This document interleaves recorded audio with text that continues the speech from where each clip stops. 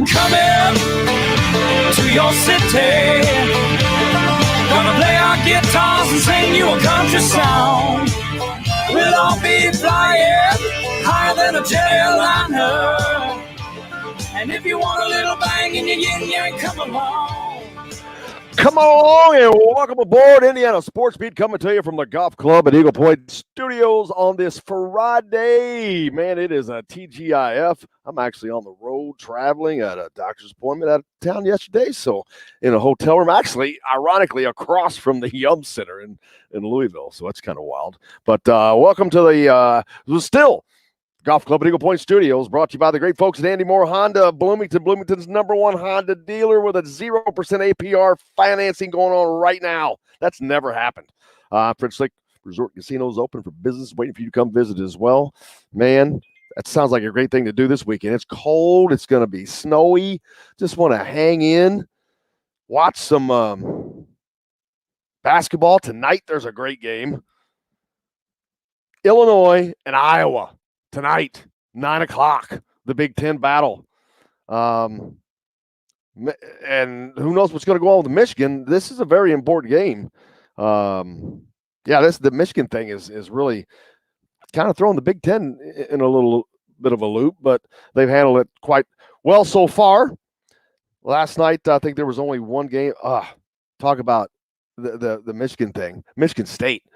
Man, they might be done. I said that after they've had the COVID problems. They played Rutgers last night. They lost. Where is that score? It was like 30 points. I had it written down, 67-37. That is nuts. Rutgers beat Michigan State by 30. Wow. Yeah, Michigan State, it looks like their season is just I don't know how they can recover. They're just the record's just, it's not a great year for a lot of the big timers. It's weird how that has started. Bob Kravitz is going to join us on the program today. Actually, I'd probably be 9:40. I kind of screwed up the times. Alec is going to join us as well. Lots to talk about. Victor Oladipo made some comments that a little surprising. Talk about that with Bob when he comes on. Looking forward to that. The 75-76 team, Indiana, last undefeated team in college basketball, inducted it into the College Basketball Hall of Fame. That happened, I think, yesterday, finally. But Quinn Buckner, of course, he was the floor general for Coach Bob Knight back then, spoke on it. I'm surprised that this team is not already in the College Basketball Hall of Fame, to be honest with you. They were inducted with the 64 UCLA team and the 66 Texas Western team, which was the UTEP team coached by, I can't think of his name. But that was the first all-African-American team that won the national championship in 66 against Kentucky with their all-white squad. But very historic. But this team, talk about historic, this Indiana team, the 75-76 team going into the Hall of Fame as a team. So that's kind of cool. That doesn't happen very often. Quinn Buckner said, Coach Knight told the crowd on our senior night, take a look at this group because you'll never see another one like it again. And for many people, that is in fact the case. Buckner told Clark Kellogg during the introductory ceremony that bond that is developed, it was love from one another, regardless of where you're from under these circumstances. They stood up for you. You stood up for them. Those are the things you take with you. Great team, man. Great times and celebration for Indiana. Looking forward to talking about that a little bit more. Trying to get some stuff done at the same time. I got people texting me right now, and it's driving me insane. I'll be honest with you. It's kind of hard to do three things at once.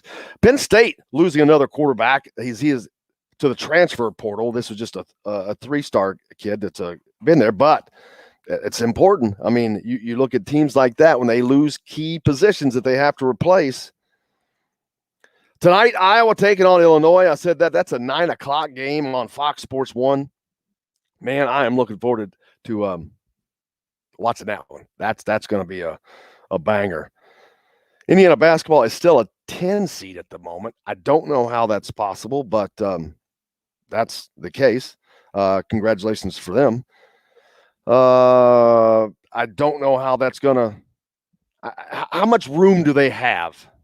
That's the question. They're in a conference that's obviously just tough as nails. So and the schedule Indiana's played is as brutal as anybody has played. The preseason games or pre-conference games with Florida State, Texas, these are both ranked teams, man. Good teams. Texas is a top 5 team. Hell, they're playing well without a couple of their players and their coach. Just craziness how people have managed to get through this COVID deal and managed to continue moving forward.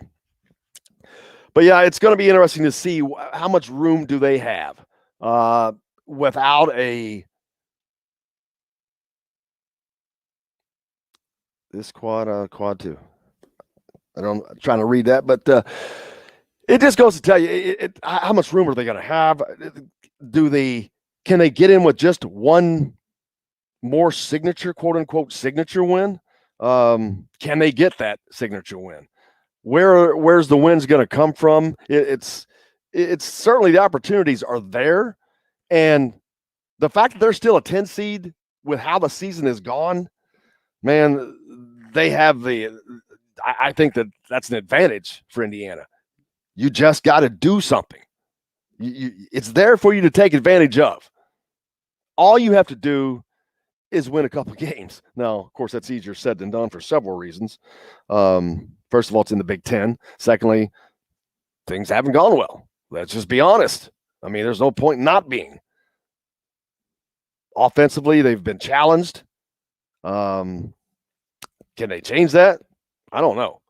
It's kind of late, isn't it? We'll see. I know that they're trying. The players are trying. But it's a weird look, man. It's just weird to watch. When we're sitting here talking about the 75-76 team being inducted into the College Basketball Hall of Fame. It's rough for Hoosier fans. That's what they're accustomed to, man. Hall of Fame teams, national championship teams, national championship competitive teams, Big Ten championships. Now, the national championship's been out of the picture for quite a while, but they've been competitive in the Big Ten. And right there. And it's hard to watch, mainly because it shouldn't be that way. That's the end. That's just the beginning and the end of it. Just shouldn't be that way. Now, having a bad season happens. Hell, look at Duke. Look at Kentucky. You can just go down the line. We just talked about Michigan State. You know how great a coach Tom Izzo is. That happens. This is not a one-time thing, guys. So it's just a tough deal for everybody. A lot of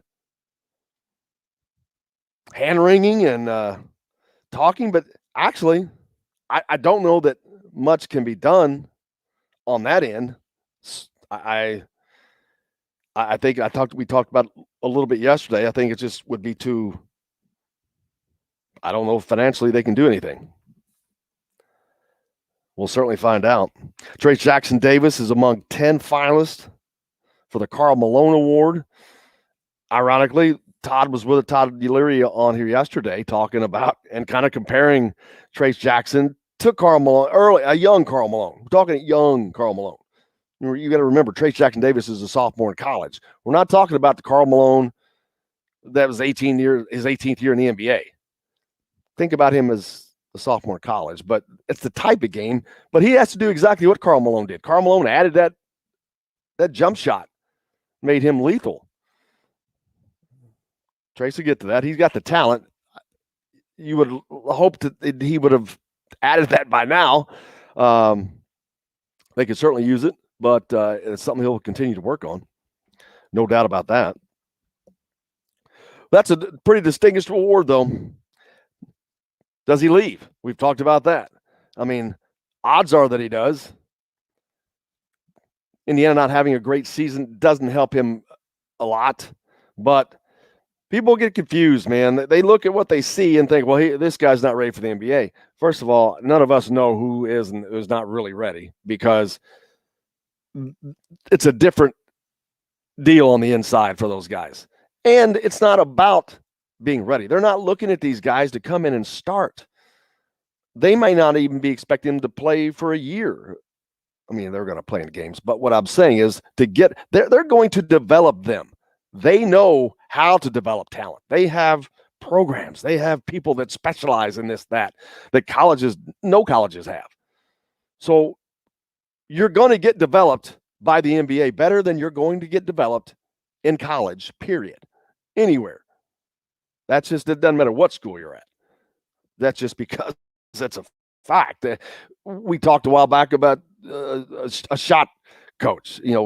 They can't have that. You can't bring in, colleges cannot bring in outside people. There's no outside this or outside that. NBA can do whatever they want, and that's all you have time to do. That's all you do is work on that. You study that is your job. There's no school. That's exactly what you end up working on. Did you see UMBC, Maryland, Baltimore? They're led by the shortest player in Division I history. They got a dude that is 5'2". That is nuts. Indiana's basketball game on Tuesday, by the way, moved to 9:00. Damn. Hate those 9:00 tips. Game won't get over till after 11. Illinois. Now, again, I mentioned earlier, they play tonight against Iowa. So it's going to be interesting to see how that game comes out. And what Indiana can do against Illinois. I don't think Illinois is as good as Iowa. They've got obviously a formidable force in the middle, and they've got some good shooters, but they haven't been greatly consistent. This, as strange as it sounds, it's a game that Indiana could win. It truly is. If they can get their defensive lapses fixed, if they can get a little offensive cohesion, I think that Illinois is a game that they can actually win, as crazy as that sounds. But I think the matchups are better for Indiana in that Illinois game. For Trace Jackson Davis, I think the guards match up a little better. I think the way their offense is, the way their Illinois runs is a little easier for Indiana to defend. We'll certainly find out. Hey, we got lots more coming up. Alec Lasley is going to join us next from thehoosier.com. Talk some Indiana basketball. Bob Kravitz is going to join us. We got plenty more. You're listening to Indiana Sports Beat. Coming to you from the Golf Club at Eagle Point Studios. Back with more right after this. Hello, everybody. Jim Coyle from Indiana Sports Beat. When I'm not covering the Hoosiers, you can find me. It's boring by yourself. God damn. What if the you hell's could give me going Bob's on? email, that'd be so I can send him the link. Oh, yeah. The fuck? You forget you're in Louisville? Hey, I don't have that stuff where I live, man. Let's see.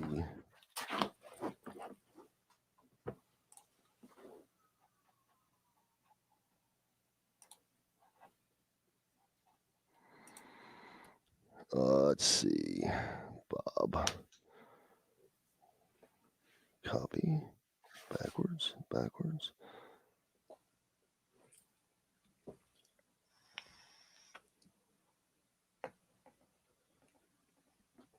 Man, I got to get somebody for 10 o'clock, though. Shit. Man, these guys kill me when they don't tell me in advance.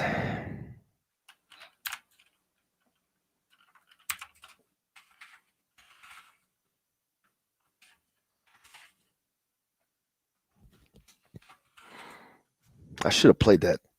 Damn it. I should have played that Oladipo clip.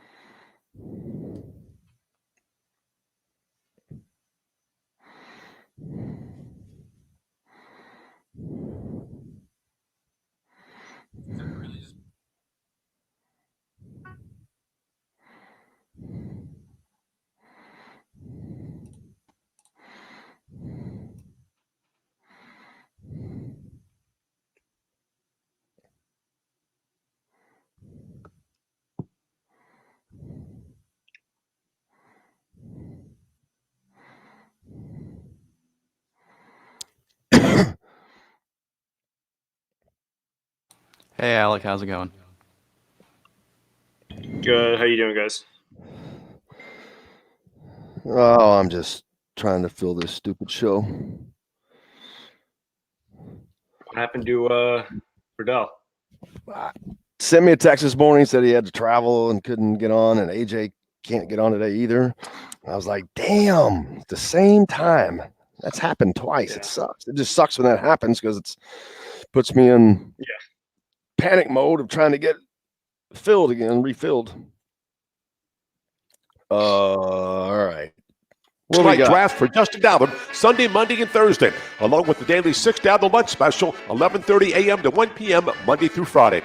Leroy's Tavern also offering karaoke starting at 9 Friday and Saturday nights. A West Side tradition. Leroy's Tavern at 2659 Mount Vernon Avenue. Today's guest is brought to you by Reynolds Family Dentistry of Sellersburg. You need $1 million smile for those championship photos, and that's exactly what you'll get with Reynolds Family Dentistry. Between IU and Miami, so.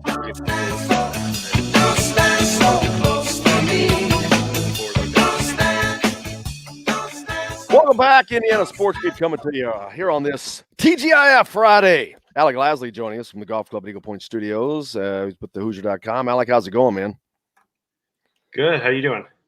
Getting by on this Friday, waiting to get to the weekend. Not a lot going on. Indiana's game moved or the Michigan game, they missed that, so wait until Tuesday for the Illinois game, which is now a 9 o'clock tip on top of that. Here we go. At least it's a home game, but golly, I've never had a problem 9 o'clock tips before. This year, I'm over them. I am so old when I have to cover them. I never want to cover a 9 o'clock game again, ever.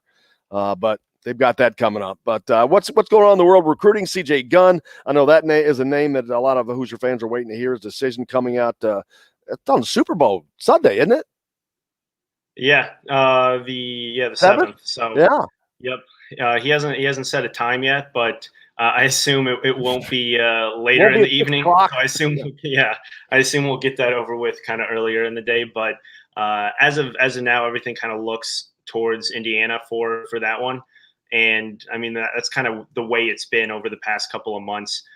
Some other schools, Missouri, Kansas State, Cincinnati, Xavier, that's kind of the core kind of couple programs that are involved, but it's kind of been Indiana for most of the time. That kind of in-state poll has really kind of, I think, taken over some of those other programs, and they've been in there and involved for one of the longer times too. So I think that one's going to go Indiana's way after obviously kind of falling up short in a couple of the other recruitments lately.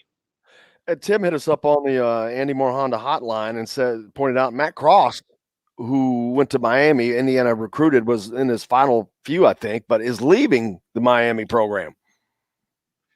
Yeah, he was basically down between Miami and Indiana before he ultimately went to Miami. That news came out yesterday that no longer with the Miami program, which is a little bit interesting. He started 9 games for Miami, and Miami basically only had about 6 or 7 guys available for most of the season. So, nothing's really come out as of now that would point towards maybe not reaching out to him and kind of seeing where things stand. But if nothing does come out, I think that's something that you look at as kind of that potential transfer to fill in that 2021 class for next year. And then you look at that position of need, that kind of stretch hybrid 4 that can play a couple different positions, but especially his shooting ability and that kind of ability to stretch the floor, which we know Indiana really doesn't have right now and has kind of struggled to get. But he definitely checks off a lot of the boxes for Indiana. So it'll be interesting to kind of see what comes out from that Miami incident and see if there is anything that kind of is off-putting for Archie Miller in Indiana. But Archie Miller really, really, really loved him coming out of high school. So it's definitely something to keep an eye on moving forward. Then there's McNeely. We got another. That's another name that probably not going to go Indiana's way, maybe. Yeah, Isaac McNeely from West Virginia, top 60 guard in the 2022 class. Indiana has been involved pretty much since kind of the March timeframe of 2020, kind of right when everything was really, really pretty much shut down. But he did unofficially visit Indiana last season. So he has been on campus, but this one looks like it's going to go Virginia's way. Kind of another guard that Indiana will miss out on. But like we kind of talked about, if they make up with it with CJ Gunn, I think you're going to see fans be okay kind of with that kind of decision from McNeely. Going forward, any other names popping up on the recruiting radar? There's not a ton. Braden Moore is pretty much one of the newer ones for Indiana. Got a 6'8" kind of wing position, kind of that same position that we just talked about for Matt Cross. But he pretty much has seen his recruitment really take off over the past 2-3 months. Offers from Missouri, Kansas, West Virginia, Auburn, Tennessee, just in the past couple of weeks.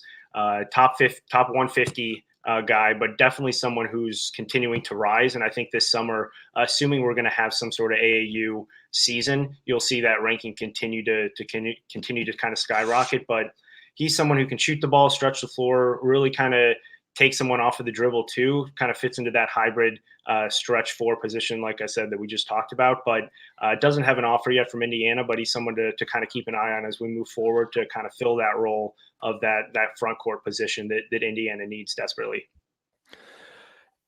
And recruiting cannot exactly be the easiest thing to do right now with for Indiana. I mean, you've got a season not going well, and the fan base that's upset. That's got to make recruiting difficult. Into state, not as much, because the kids are very familiar with Indiana if you're a state kid. But those kids that are outside, especially now, I know they read that stuff. I mean, it's not about reading it; they see that it's going on. So there's no way that they don't know. I don't know that they really care now or not. That's a question I could probably ask Todd, but there's no way it doesn't have an effect. No, especially. And I think the one thing about that is just the style of play Indiana has. I mean, you look at it and everyone wants to play offense, right? No one, especially high schoolers and coming into college, no one really wants to play kind of that gritty, hard-nosed defense, which Indiana's kind of hung their hat on over the past couple of seasons. So the fact that they really don't have a lot of really kind of powerful guards who kind of make their way through transition, do anything that is more of those flashy kind of plays that you love to see and fans love to watch. The fact that they really don't have anything on that aspect to kind of hang their hat on, it does shy away some guards eventually. And the fact that they've been able to see that now for 3 or 4 straight seasons, really no growth from the backcourt and really no consistent play from that unit. And talking to some players as well, the first thing that they always talk about is Trace Jackson Davis. And as guards, you don't always want to be talking about big men. So that's something that obviously guards do look at and talk about. But at the end of the day, if you feel comfortable going there and you feel comfortable in your ability, there's really no system that really you can't fit in at the end of the day. As we look forward, the roster going forward, you don't know if Indiana will lose Trace Jackson Davis or not. Odds are that they probably will lose him, and if that happens, you do have Duncan coming in. But again, it's just a freshman replacing a young guy. Does Joey Brunk come back? I don't know that Joey Brunk comes back. Does he want to come back for a 15th season? I don't know that he does. He's dealing with a back issue. If playing basketball is not something he's going to do the rest of his life, is that something he's like, hey, this is starting to wear and tear on my body? The roster management is got to be very concerning right now for next season. Yeah, and I think that's especially because they don't have a large 21 class coming in. You really look at that transfer market, and Archie Miller's going to have to put not only a lot of work into that, but after that, there's no backup plan. So he's putting kind of all of the eggs in that transfer portal coming up in the spring, which if there's any time to do that, we've talked about this over the past couple of months. If there's any year that you really need to focus a lot on transfers, it's going to be this year with the one-time transfer rule that's going to be in effect. Obviously, seniors are going to be allowed to come back. You're going to see a lot of different players just transfer that you never thought would even transfer out of programs, transfer into programs, a lot of really talented players to try to either move from high major to high major, mid-major to high major. But there's going to be a lot more movement than I think anyone's even kind of expecting now. And I think people are still expecting a lot. So it's going to be basically a kind of NBA free agent type offseason for college basketball. And I think that's going to be, I don't know if that's going to be the saving grace for Archie Miller when it comes to recruiting, but it's going to be something that you're going to look at and say, all right, we're going to potentially be bringing in some upperclassmen. Granted, they haven't been in the Indiana program before, but there's still some upperclassmen that have been a lot more kind of involved and ready for kind of that college basketball season than kind of maybe some of the freshmen would be coming in.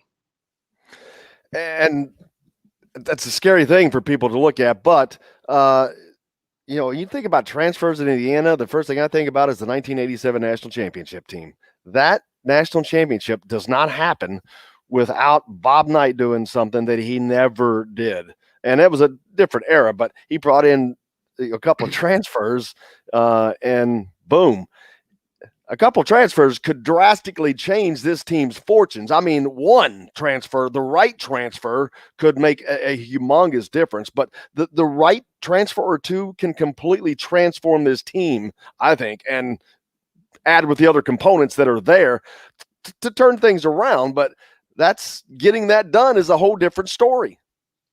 Yeah, absolutely. And I think the one thing that's kind of scary when you're trying to rely on transfers to come in immediately is you haven't seen a lot of super high major guys that are able to come in and make a huge impact right away.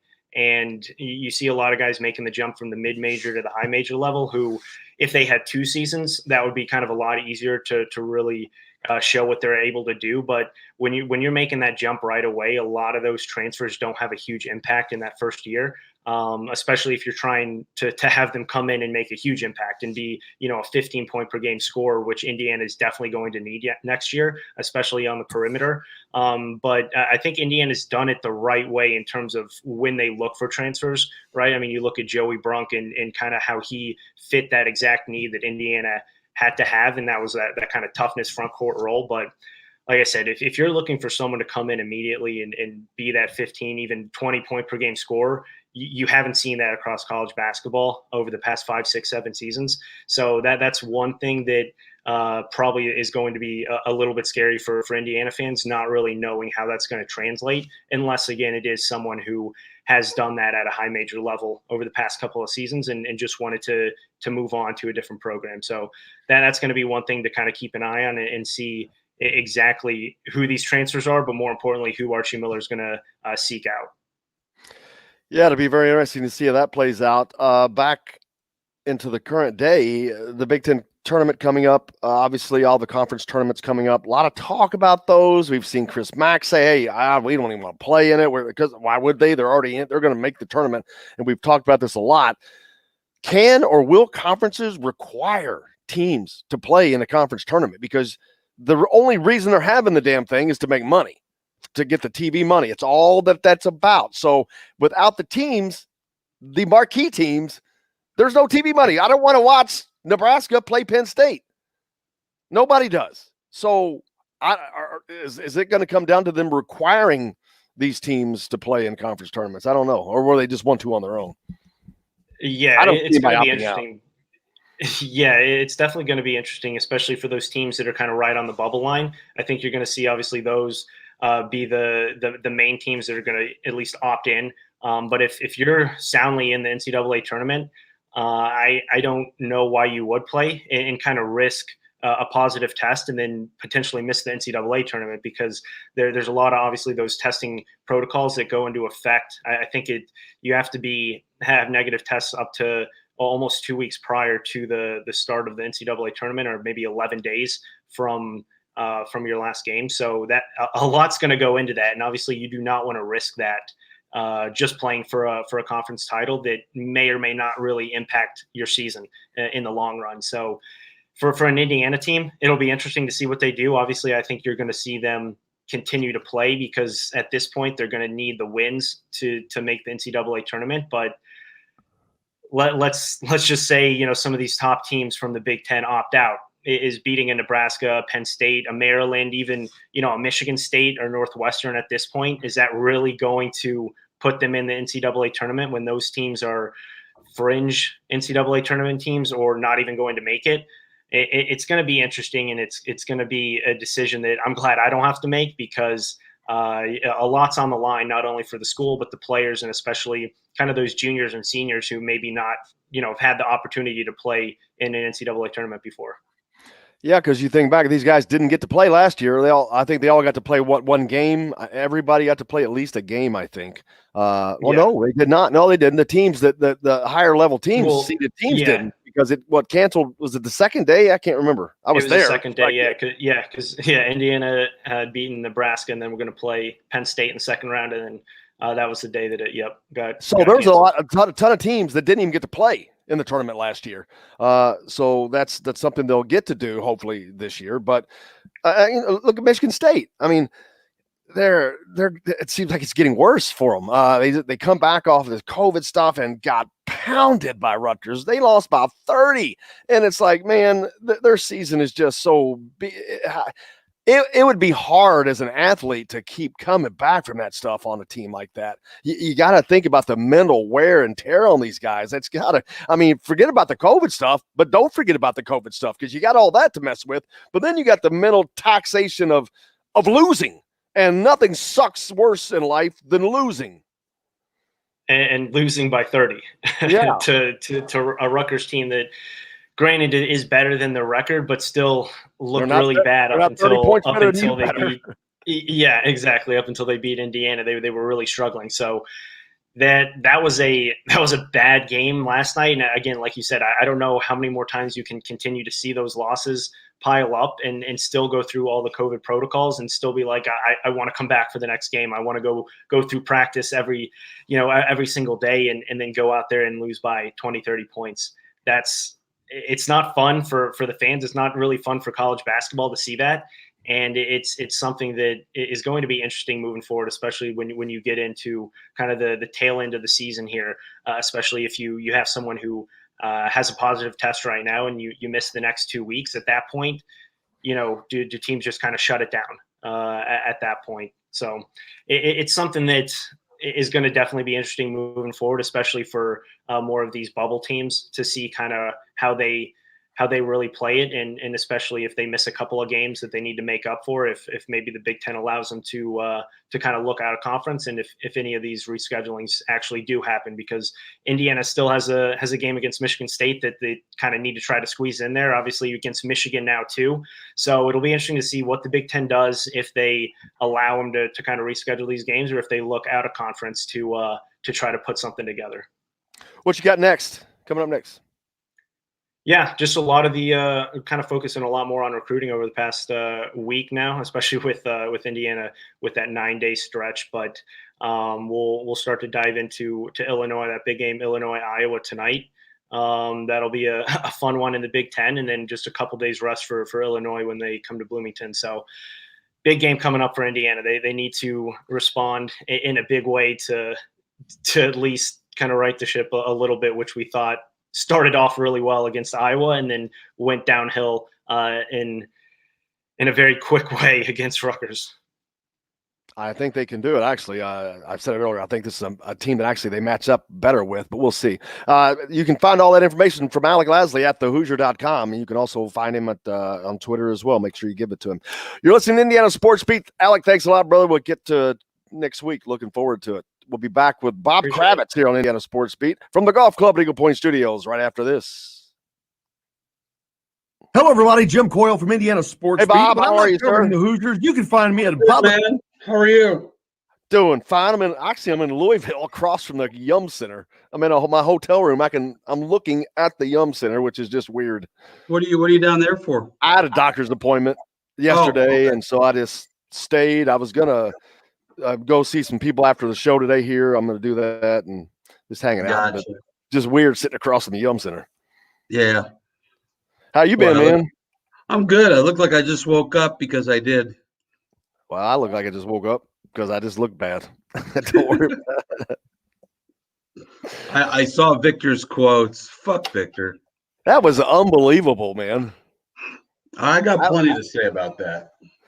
I was shocked. I was like, wow, he's really just covered it all up. Poor guy gets paid millions of dollars to play basketball and nobody loves him. Yeah. I sent out a tweet last night that I'm in the wrong business, man. I need to be an unsuccessful basketball coach.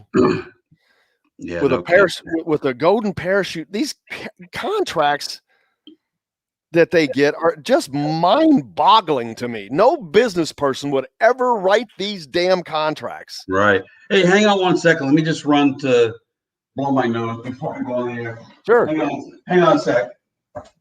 Well, I'm not going anywhere. I didn't think so. Let's see. Yeah, that's another thing. The contracts, man. Coaches' contracts. Yeah. They're nuts.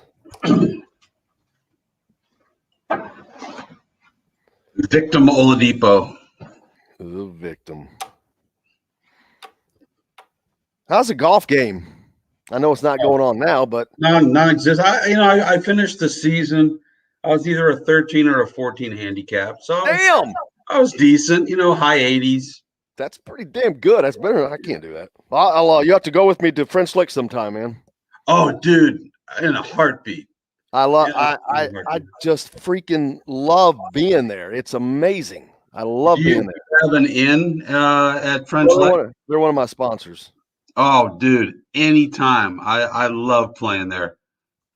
It's just a beautiful place. Do you go to Pete Dye or the Ross? I've only played the Pete Dye course. I haven't played the Ross course yet. Yeah, I played Pete Dye once and shot my youthful 88. I don't know that I want to. I'm like, why would I want to? If I can play on this, I hear the Ross course is very different but very beautiful.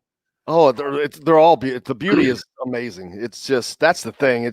I stand there half the time and just take in the unbelievable beauty that is there. Yeah, it's a lot like Colorado with the change in elevation and everything else. Daily $6 down the lunch special, 11:30 a.m. to 1 p.m. Monday through Friday. Leroy's Tavern also offering karaoke starting at 9 Friday and Saturday nights. A West Side tradition. Leroy's Tavern at 2659 Mount Vernon Avenue. Today's guest is brought to you by Reynolds Family Dentistry of Sillersburg. You need $1 million smile for those championship photos, and that's exactly what you'll get with Reynolds Family Dentistry. He's going for speed. She's all alone.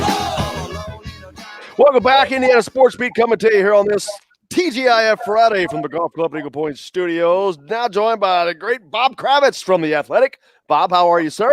I'm good, man. How are you? Cannot complain. It's cold, but the sun's out, and nobody cares anyway. So this that's true. No reason. We're inside. That I am warm, and that's all that matters. Colts looking for a quarterback, man, and there's a lot of options. Usually, when you need a quarterback this badly, there's no options. There's a lot of options for the Colts right now. Oh, this is going to be an off season unlike any other because you've got so many alpha quarterbacks out there. Deshaun Watson, Matthew Stafford. There are so many really, really good top line quarterbacks out there, and certainly the Colts are going to be first in line. To me, Matthew Stafford is the no-brainer #1 target. You've got to go after him, whatever it takes. But as I mentioned in my story in The Athletic today, I think a really good option would be Sam Darnold. He came out of USC, very highly regarded. 3 years of, garbage, but he was with a garbage team. He had no chance to succeed. Playing behind the Jets. You're always playing from behind. You got Frank Gore, God bless him, one of my favorite guys of all time, but he was their primary running back last year. So that tells you kind of where the Jets are at. But I think either one of those two guys, I think Carson Wentz, because of his ties to Frank Reich, would be a very, very intriguing possibility, but he is a reclamation project. Don't make no mistake about it. But there are a lot of options for the Colts, and they're going to come away with one of these guys. And that means they should probably be in great shape next year as a team. Oh, they should. I mean, they were, you're 11-5, good defense, great offensive line, terrific running game. They could, Jim Irsay was very honest the other day. They could use some more help at edge rusher. They could use more help on the out playmaking tight end or wide receiver because I don't believe T.Y. Hilton's coming back unless he takes a hometown discount. you know, that obviously they need to fill the spot at left tackle with Anthony Costanzo retiring, but this team's close. You know, that sounds like a lot of holes, but every team has got some holes. And I think if they can go out like a Sam Darnold would be great because he's not going to cost a lot. And he's also going into his fourth year. The fifth year is a team option. So if he stinks out the joint next year for the Colts, let's say, the Colts could say, you know what, this didn't work out. It was a great experiment. We're moving on. But if he plays well, that it's a, you know, you've got your quarterback for the next 10 years. The Pacers, they're in Charlotte, I think, tonight. I saw a comment by Victor Oladipo yesterday that just kind of blew me away. See if you guys can hear this. Be who I am, and I've always been in the locker room. Continue to uplift my teammates. You know, without them, I wouldn't have any success. So it's been great coming to Houston, and it feels like, you know, all of us are on the same page, and we all have something to prove, and we all want to win. And once you have the same mentality and you put a group of guys together, special things can happen. It's unfortunate, you know, going through my career, it just feels like, you know, people keep kind of quitting on me. But, you know, it's a part of life, and I embrace it. Shut up, Victor. People are quitting on him. You know, I mean, look, in Orlando, I guess you could make the case that they gave up on him. In Oklahoma City, you can make that case. But since he's blown up and become, you know, a good player, very good player, I don't know how you could say that. First of all, I just get tired of players talking about chips on their shoulder and slights real and imagined. For crying out loud, you're making millions and millions and millions of dollars to play a game that you love. Quit bitching about how the world is treating you so bad. That just really pisses me off, Jim. I mean, it just does. Especially in this age and this time, what we're all going through. You know, this is a guy making great money, leading the life he wants to lead, and he's complaining. Hey, look, the Pacers bent over backwards to accommodate his every whim. And there were a lot of whims, believe me. The Pacers did not give up on him. He gave up on the Pacers, period. And was being the guy, and he was the guy, but it seems like maybe being the guy was too much for him. I don't know, because he's not going to have that problem in Houston for certain, and he may thrive better, but it just didn't seem like he thrived so well as being the guy. Well, you know, a couple of years ago, before the injury, he was doing fine when he was the guy. But what happened was, you know, he got hurt. And then when he came back to the locker room, he found out it wasn't his locker room anymore. It's Malcolm Brogdon's locker room. Malcolm Brogdon is the alpha in that room. And I don't think Victor ever got comfortable with the idea that it wasn't his room. So maybe he feels like they gave up on him, but that's a crock. That's just an absolute crock. You know, you know, he consistently, he's got a bunch of morons who run the program for him. You know, his agent and his guy, you know, his what would you call him? Anyway, these guys have not done him any favors. They've convinced him that he's a young mogul, that it's all about his brand. And he's just hurting himself by acting out the way that he has with the whole bubble situation last year and all of that. And look, the Pacers had to get rid of him. He's going to demand a max contract, and they weren't going to pay him that. And so you move on. And I think Karis LeVert, once he's ready to go and he's healthy, I think he's going to make people forget Victor Oladipo in about 13 seconds. Yeah, the fact that when he went out with his injury and the Pacers actually thrived and became, to me, a better team playing last year. They played very good as a team, and I think that may have bothered too. They saw that they don't have to have him. Yeah, maybe so. Maybe so. I mean, this is a team that's got, you know, when you got TJ Warren in there and Karis LeVert, you've got four guys, maybe even five, who could score 20 a game. We see what Miles Turner is doing this year. Miles has been terrific. So I don't know if it's about that. I just think Victor is all about his brand. he wants to be as big a star as he possibly can. And I think he's kidding himself to some degree. Maybe when he went on that stupid show, The Masked Singer, maybe that screwed up everything. I blame Jenny McCarthy for all this mess. Sorry, well, we can blame her. I wish she'd come on. That would be good. Yeah. Archie Miller's in a little bit of not problem, but things are not going well in Bloomington. Talk about brand. The brand, Indiana's brand is kind of tarnished.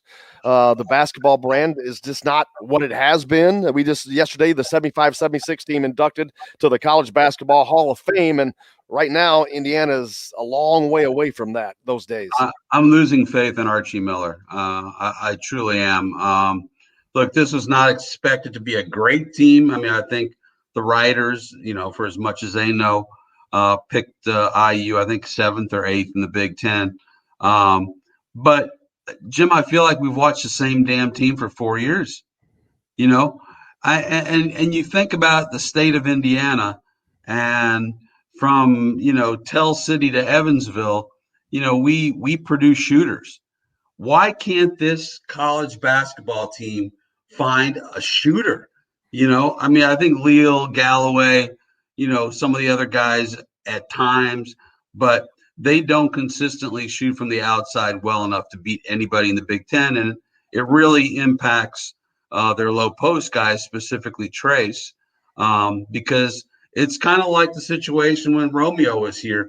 The spacing just wasn't right. They couldn't make a shot from the outside. And Romeo found that every time he went into the lane, he was faced up with 3-4 guys. So I just feel like we watched the same team for 4 years, and I don't know how it's going to get any better. I agree. It's been the same show. How are things going? The Athletic is really doing well. How's that been for you? Oh, it's been great. They just passed their 5th year anniversary. I didn't know it's been that long. Wow. Yeah, we're already well over 1 million subscribers. We're one of the top subscription websites in the world, behind only the Wall Street Journal, Washington Post, and New York Times. So we're doing extraordinarily well. It's been great fun for me. I don't write as frequently as you may have noticed, but they want me to take kind of the big swings at certain stories. I've got a huge piece coming out Monday or Tuesday, 18 Peyton Manning stories. And I talked with everybody. I talked with Ryan Leaf, of all people, who talked about how Peyton Manning reached out to him in his darkest moments. So take a look at that. It'll run either Monday or Tuesday. So they're letting me do the long stories, which I really enjoy. I can't wait for that. How about the tournament, the entire tournament being here in Indiana? That's going to be fun to cover no matter what. Just as an event, that's going to be an amazing thing. Yeah, I don't know what kind of access the media is going to have. I mean, the entire season, I've been covering games, from my TV and my computer screen, which is, is a bummer. I mean, it really is. But hopefully we'll have a little more access to Hinkle and everywhere else once this thing gets started. But I think it's just so great for the state of Indiana and for the city of Indianapolis that their marquee event is coming here. I just hope against hope that everybody can stay relatively healthy as possible, and that it's not a bubble, it's a controlled environment is what they're calling it. And they I definitely just hope have it controlled. Yeah, it needs to work out, because look, they took an absolute massive financial hit last year with no NCAA tournament, and they're going to take another one this year. But I think it'd be great for the young men to be able to see this thing through, and for the coaches and everybody else. One thing I've been wondering about, and we're talking a lot about, these conference tournaments that'll happen the week before, but we've seen a lot of guys like Chris Mack at Louisville say, I don't know that we even want to play in that, because they're going to, and I understand this year, I would see it. Why would Michigan, there's a lot of teams that may not want to, but I don't think that teams are going to be allowed to opt out of the conference tournaments, because the only reason they're doing this is to make TV money. But without the marquee teams, who cares? Nobody wants to watch Nebraska play Penn State.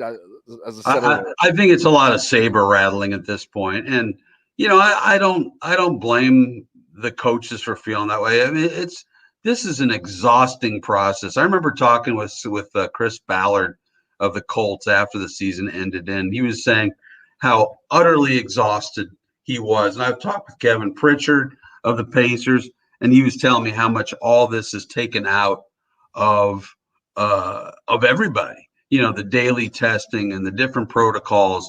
So, I think it's saber rattling. I think we'll go through it with the conference tournaments. It's my understanding that they're going to move the Big Ten tournament from Chicago to Indianapolis this year. So I'll be putting a few miles on my car to downtown, hopefully.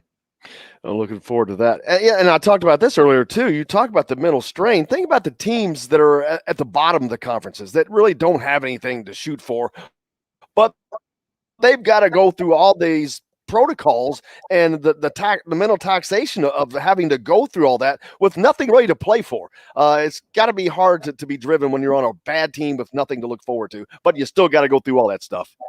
Yeah, absolutely. Yeah. It's, I give the young men, I hate when people call them kids because it's sort of infantilizing, but I think these young men, excuse me, have handled this really, really well. I mean, they've stuck to the protocols. I mean, you're going to get sick if you're not playing in a bubble, and obviously that's not something that's possible.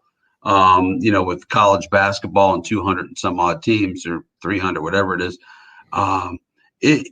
it's impossible because you're going back to the dorm. Even if you're social distancing and practicing perfect hygiene and all the other things, you can still get sick. And so I think they've done a really remarkable job. There've obviously been some stoppages. Michigan State's gone through it. Michigan's going through it now. But yeah, I don't know that I'd want to be playing for Nebraska right now and have to go through this garbage every single day just so I can get my teeth kicked in every game night. And then we've got these games that have been canceled. I don't know that there's going to be a way for them to make it up. There's no time. There's no time. So I don't. Now the Big Ten is going to have to, I guess, adjust this. Who wins? Michigan probably will still have a good enough record to win, so they probably won't have a problem with that. But is there any issues that come from not playing those games? Well, if you're Michigan State, excuse me, if you're Michigan State and they've gotten off to a rotten start in the Big Ten, will there be time enough? Will there be enough games for them to get back into the NCAA tournament conversation? That would be the thing that would concern me. But this whole thing, it just kind of comes with an asterisk. It's just who happens to be healthy at the right time, and it's a lousy way to compete, but that's just the way it is. I mean, I'm looking at the Super Bowl and I'm checking every week, I mean, if God forbid one of the primary players, a Tom Brady or Patrick Mahomes gets ill with this thing, what happens? So we are all at the mercy of this terrible virus, and we're just going to have to live through it until we get this thing straightened away. Speaking of which, we got the Super Bowl coming up. It's a week away yet, but man, what a matchup between Patrick Mahomes and Tom Brady. The old, the new. It's like that's a lot of stuff going on there. Yeah, I don't see anybody beating the Chiefs. I've said this from before the season, during the season, after the season. I mean, the Chiefs to me are in a different plane.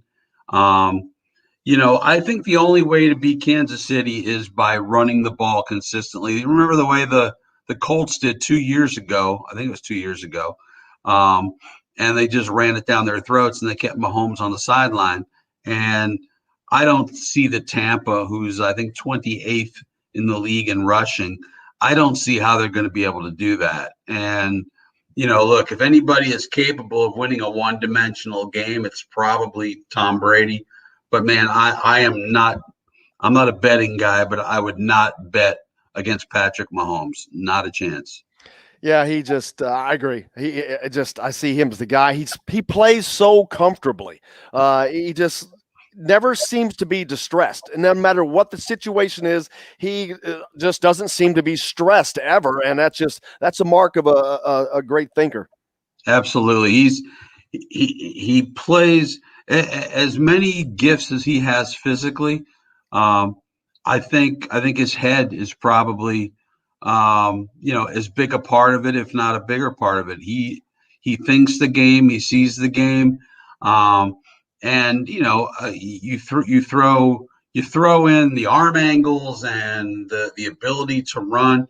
I mean, he's the complete package, and boy, I don't know that we're going to see one like him for quite some time. Even Trevor Lawrence. Yeah, well, it's been interesting to see how that turns out. But man, Bob, I can't thank you enough. I appreciate you so much as always, and I look forward to it again. All right, sounds good, buddy. Appreciate you. Have a great one. The great Bob Kravitz from The Athletic joining us here on Indiana Sports Beat. Coming to you on this Friday. We got more. We'll be back to it right after this. Stay tuned. Hello, everybody. Jim Coyle from Indiana Sports Beat. Thank you, sir. I appreciate you, brother. Take care. Thank you, buddy. Trying to figure out how to turn off this thing. Shit. Where do I press here? Oh, here it is. Stop cam. Got it. Leave studio. Well, that just stopped the camera. You're still on. Yeah, you leave the studio. There you go. Leave the studio. Do you still want to go the full show today? Or do you want to cut it early? Well, I don't have a choice. I mean, we have to fill the radio show. Okay. I just remember one time we cut early. Well, that's because that was during bowl season and we weren't on the air. Oh, okay.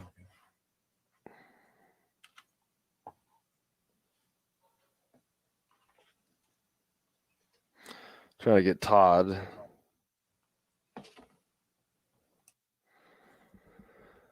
Oh, man, I hate when that falls apart. Usually I can easily put that together, but that was such a great conversation. I should have been texting during that.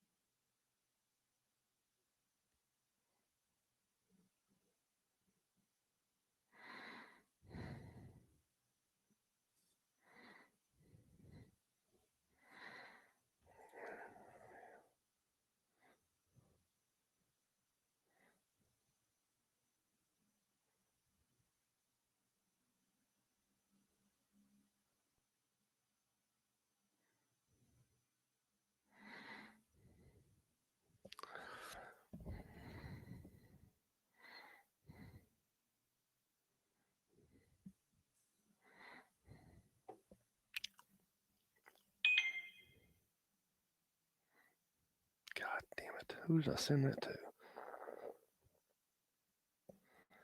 Let's.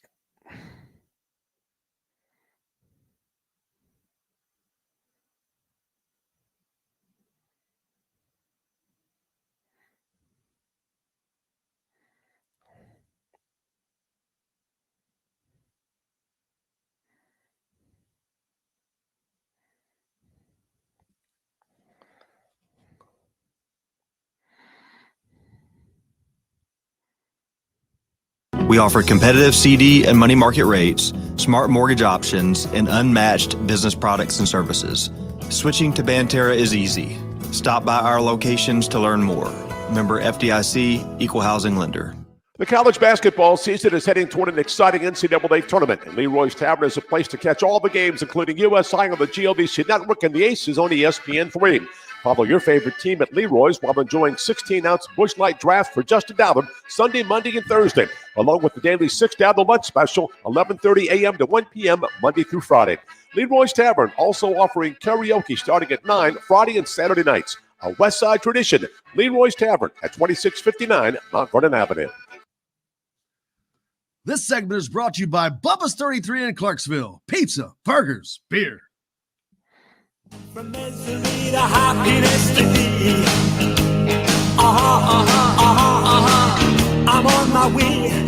From misery to Welcome back. Indiana Sports Beat coming to you here on this TGIF Friday from the Golf Club at Eagle Point Studios remote. Heard that Bubba's spot. I'm going to actually be at Bubba's today. Looking forward to having some of that fine fare. See Mr. Reynolds there as well. Hope everyone has had a great week, and I hope you get a great weekend coming up. It's going to be cold, man. Cold. We got a game tonight, Illinois and Iowa at 9 o'clock. Man, 9 o'clock. I hope I can stay up for that. Scott hit us up on the Andy Moore Honda hotline earlier and said, Jim, do you think coaches ever during the season step back and take a macro look at the program, or is it just a game by game to try to figure it out? I mean, I don't know what coaches actually do, but I think that you always have to look to see what things are going, but you have a plan. So it's mainly a game by game because there's a process and you got to follow the process if there is, but that has to be a proven process. It has to be one that is working and that is achieving. But I think that if things aren't going well, you have to step back and look at things. But a lot of times it's pretty apparent.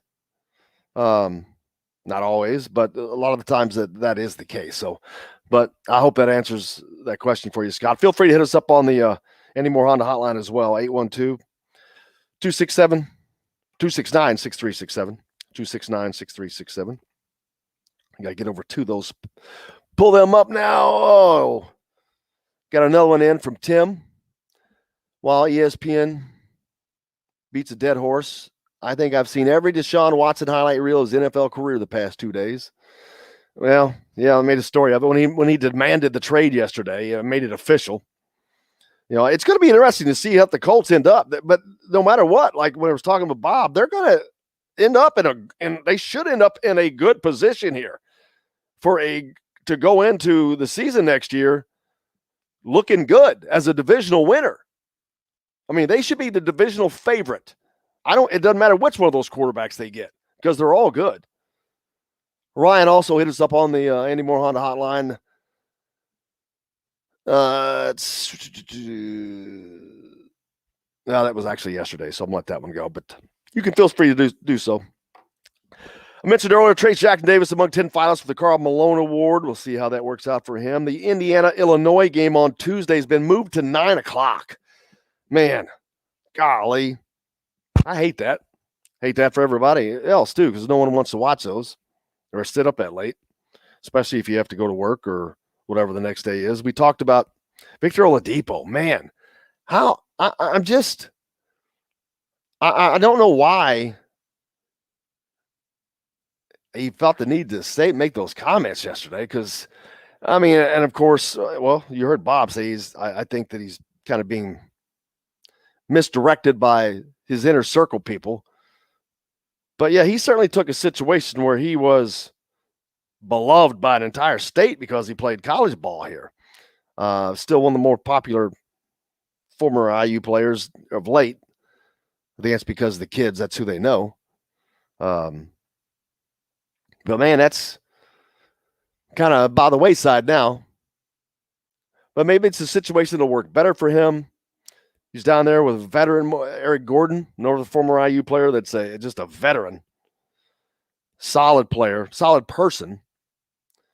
But yeah, you hate to see that. I hate to see because it's going to – I've already seen several comments by IU fans on Twitter commenting that, he's just really running a lot of his goodwill out. It was the one just burning all the goodwill he had in the state of Indiana. He forced his way out, not the other way around. That was a comment from someone on Twitter. Pretty much the same thing exactly what Bob Kravitz said. Hey, he left. He wanted it. It was his decision. He's on the floor telling opponents, hey, I'd like to come play for you guys. Kind of stinks, but is what it is, right? Trying to get an email sent out here we're going to get Aaron Matus on. Talk some sports as well with Aaron in a few minutes. We talk about Indiana having the problems right now in the basketball and Archie. You heard Bob say same thing we've said. We're watching the same thing, the same show over and over. We all know that. Okay, this ship has sailed to me personally. It is what it is. You have what you have, and that is a program that's not successful at the moment. And but worse, a program that doesn't look like it's going to be successful tomorrow. There's no reason to think it. Is there a reason to think it is? No.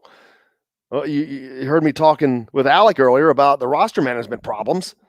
They're worse now than they're going to be worse next year than they have been. So no, it's not good. But what would it take to replace the Indiana coach? A hell of a lot of money. A hell of a lot of money. And I mean millions. Fred Glass re-signed Tom Crean and then fired him. He re-signed him to a contract that made it so difficult for them to fire him, they had to wait an extra year, and it still cost them money. But that was Fred Glass. He turns around and then hires Archie Miller with a golden parachute contract paid at 100%. Really? Why?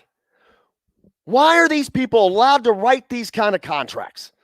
I don't understand giving just, if Archie Miller is not successful and leaves, will cost Indiana $30 million and got nothing for it.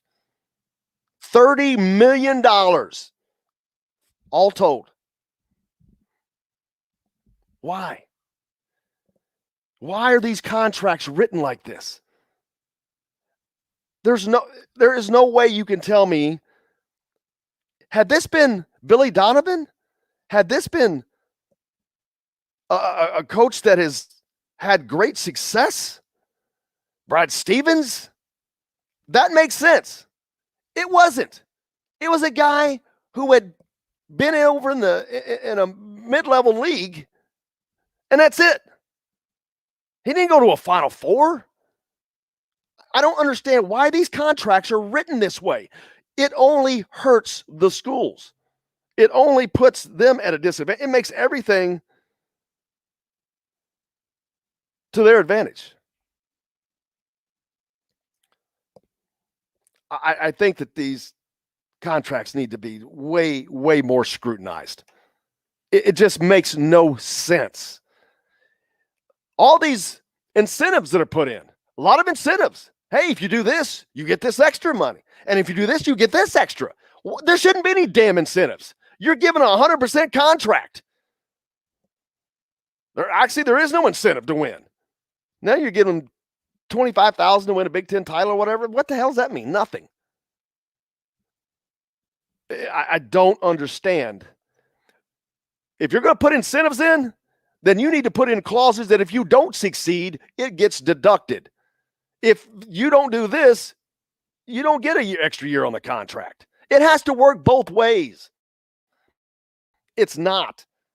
But it's because people that are writing contracts that apparently don't know what the hell they're doing. It's just nuts. Lots, millions and millions and millions of dollars have just been thrown away. Aaron Matus is going to join us next from Fox 41. You're listening to Indiana Sports Beat here on coming to you from the Golf Club at Eagle Point Studios on this Friday. Brought to you by the great folks from Andy Moore Honda. You know, Andy Moore Honda is having a 0% sales event right now. That's never happened from Honda. You can get your very own 0% APR financing right now. Andy Moore Honda, Bloomington. Bloomington's #1 Honda dealer. Ready for you. Right off 37 between 2nd and 3rd Street on Liberty. And Fritz Slick Resort and Casino open for business. Man, it's going to be cold. Great time to go just stay and go inside and see all the great things they have. They have an indoor water park also as well. You got the casino. It's a winter wonderland. We'll be back with more Indiana Sports Beat from the Golf Club at Eagle Point Studios right after this. Hello, everybody. Jim Coyle from Indiana Sports Beat. When I'm not... Where is your damn... Oh, God dang it. I'm sending you I just sent you Aaron's email address. Okay. That was a shitty segment, man. I was sitting there trying to get people the whole time, and I hate that. God, I can't.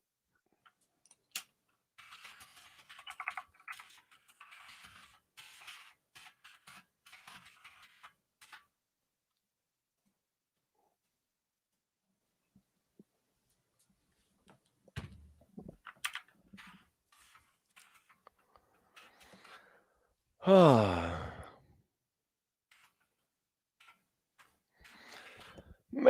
I hate not getting to focus on what I'm doing. It's sent. Thank you, sir.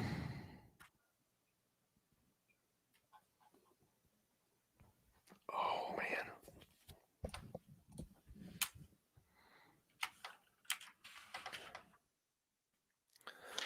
Holy guacamole.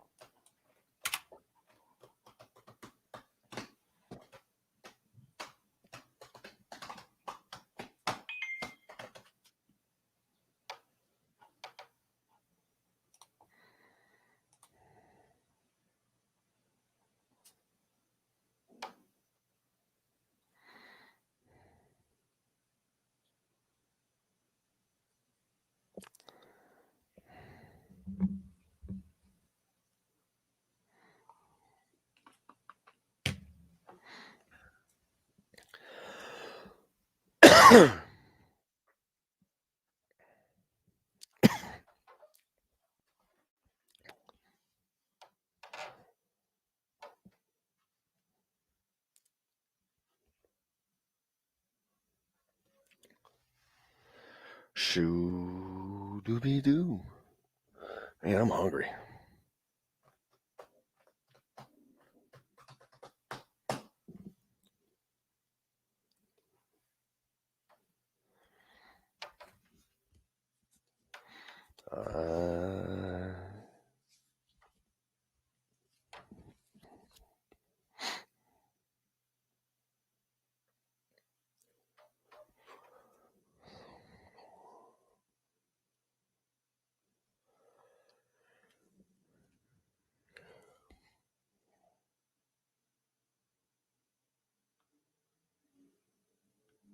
Enjoying 16-ounce Busch Light Draft for just $1 Sunday, Monday, and Thursday, along with the daily $6 lunch special, 11:30 a.m. to 1 p.m. Monday through Friday.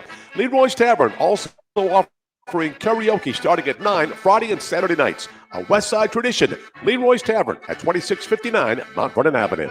Today's guest is brought to you by Reynolds Family Dentistry of Summersburg. You need $1 million smile for those championship photos, and that's exactly what you'll get with Reynolds Family Dentistry.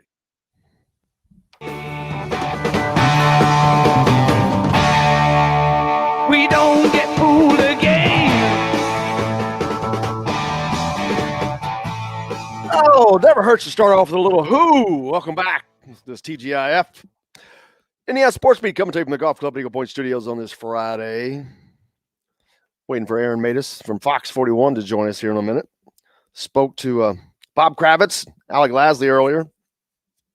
Hope you guys are going to go. What in the world are you going to do this weekend? There's just not a lot going. It doesn't seem like a lot going on, but it seems like there's more time to do it. Whatever that is. I think I'm going to be inside a lot, watching some games, figuring out what I'm going to do for the Super Bowl. What are your Super Bowl plans? What are you guys having parties? See, that's another thing. No Super Bowl parties.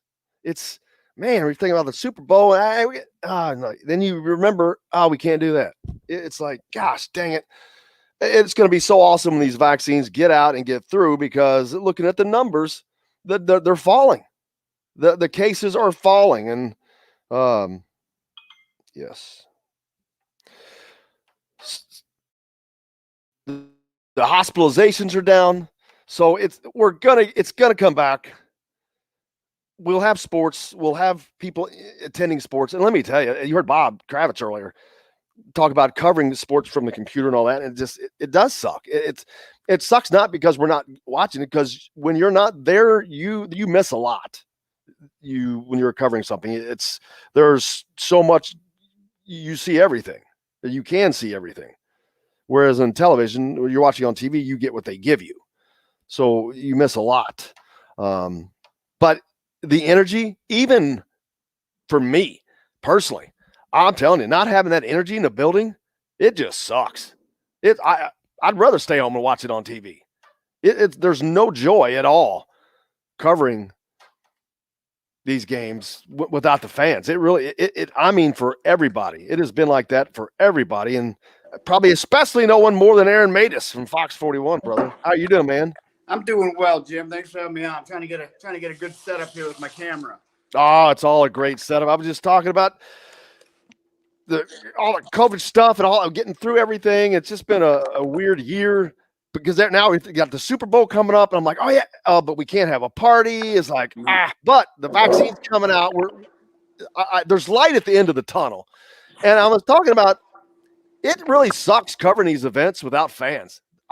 They are not fun without the people, without the electricity, without that environment. And I never realized how much it meant. And without that electricity, it really is. It's not that much.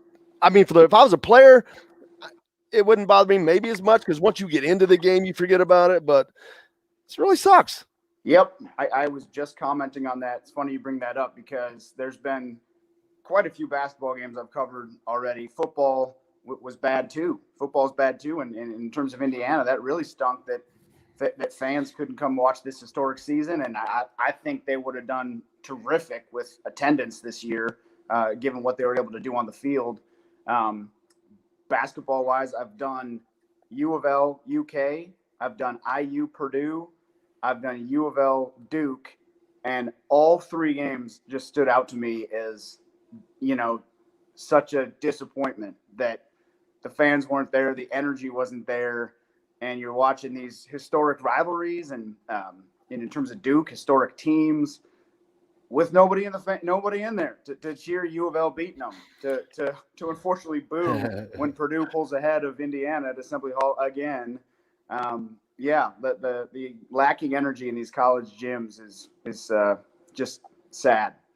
But one thing though that has really I think dawned on me is how much an advantage teams like, and we know that that's an advantage, but like Michigan, that when they're not as good, but they have 110,000 people, that changes the entire thing. I'm like, wow. So it was very interesting to see these games this year, and I thought that was going to be the case, but seeing there were so many teams that would go win on the road because it's not the road anymore. And that change, man, it would be nice to be able to see teams play on a level playing field every year. Isn't it interesting how that was wiped out this year? And unfortunately, I would say it probably is affecting IU basketball in an adverse way. Not having that Assembly Hall crowd right now, and they've dropped three conference home games, I believe, fairly tight ones. I know Purdue pulled ahead a little bit, but you gotta wonder what something like that rowdy student section, loud, crazy momentum swings can help when they did get close or pull ahead or something. And but yeah, I think across the board in the Big Ten right now, there's home teams struggling, and you have to wonder if it's because there's no home court advantage. There's no crowd to support those momentum swings one way or the other. Yeah, and then so hopefully, I'm thinking, this is just thinking, there's got to be fans back next year because the vaccine's coming out. The numbers have really been dropping. It's a good sign. The ICU's admittance are dropping, and it's like 3 weeks after the vaccines came out, this started happening, and I saw the chart. So we've got to have fans back this fall. I think I'm hopeful with all these protocols in place on top of the vaccine. Man, there's no way we don't have fans back this fall. I agree with you. I'm not sure. I'm not ready to say we're going to have 100% capacity in the fall. Oh yeah. But there's a chance. Don't get me wrong. There's a chance, but I cannot right now anyway. Now I think we all have learned things can change pretty quick, but I can't for the life of me right now see the Big Ten going no fans for football again. I think by the fall, we're going to be in a much different situation. And we were just talking about this at work, and I was saying, last summer, I was looking at the 2021 College World Series. I said, I wonder if by then we're starting to get out of the woods a little bit. And I still think there's a chance that the College World Series looks somewhat normal. But just for what it's worth, that's been the event, the sporting event, because that's how my calendar operates, that I've been keeping an eye on to see if maybe we're starting to look a little bit normal. What's the Super Bowl capacity? You know what? I don't know, but I know the only thing I know about what they're doing is there's all kinds of vaccinated healthcare workers that are getting tickets, and I don't know what they're allowing in though, off the top of my head. Because I'm just thinking, I'm like, gosh, can you imagine a day where we have 110,000 people in one spot at the same time again? It's weird that we're sitting there asking that stupid question, but it's a real question now. I don't know. It's going to be interesting, and what's weird about this pandemic and this adversity we're facing is, in the past, let's use 9/11 as an example. There was a moment collectively as a nation that we came out of it, and there was Jack Buck giving that speech when baseball came back. There was President Bush throwing out the first pitch. All these moments, and I feel like we're going to get robbed of that a little bit with this one, because no one's quite sure when we're safe and everyone has different opinions. And I think it's going to be kind of a slow burn that we come out of this thing. And then there's going to be a moment where you look around yourself and you're going to say, hey, this is kind of what this is supposed to look like. And it's going to be real interesting that kind of individually, I think we're all going to have that moment as opposed to doing it collectively. Yeah, I agree. You're right. It was a jump start too. It was needed. It really kind of jump started everything. But now I think that everybody is wanting to go so bad. I don't know that we're going to need that jump start. You're holding people back right now. It's like they're wanting to go. And so looking forward to it. I'm really looking forward to it. And outside of sports, sorry, I'm getting my charger here, Jim. Outside of sports, I can't wait to go see a concert again with people. You know, I'm telling you, so many things. Just being with people in a group setting where you can actually just have fun in a group setting. Yep, I totally agree. I can't wait. Conference question I talked to Bob Kravitz earlier. These conference tournaments coming up. Chris Mack at Louisville has said that, I don't know, we are even going to play. I understand. I wouldn't either, but I don't see these conferences letting these teams not play. It's too much involved, too much at stake money wise. What are your thoughts on that? Yeah, I got to echo you there. I don't blame the thought by any means to opt out and be healthy going into Indianapolis if you're safely in. I think it's smart to start thinking that way, and that's why I don't see